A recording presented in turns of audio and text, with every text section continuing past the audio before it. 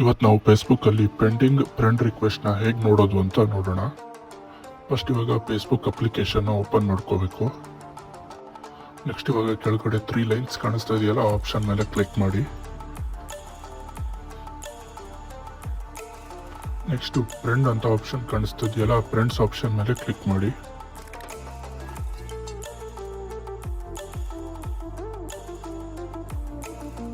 ಇವಾಗ ನೀವು ಮೇಲೆ ಫ್ರೆಂಡ್ ರಿಕ್ವೆಸ್ಟ್ ಮತ್ತು ಯುವರ್ ಫ್ರೆಂಡ್ಸ್ ಅಂತ ಆಪ್ಷನ್ ಇದೆಯಲ್ಲ, ಅದರಲ್ಲಿ ಫ್ರೆಂಡ್ ರಿಕ್ವೆಸ್ಟ್ ಆಪ್ಷನ್ನ ಸೆಲೆಕ್ಟ್ ಮಾಡಿ. ಇವಾಗ ಮೇಲ್ಗಡೆ 3 ಡಾಟ್ಸ್ ಕಾಣಿಸ್ತಾ ಇದೆಯಲ್ಲ, 3 ಡಾಟ್ಸ್ ಮೇಲೆ ಕ್ಲಿಕ್ ಮಾಡಿ.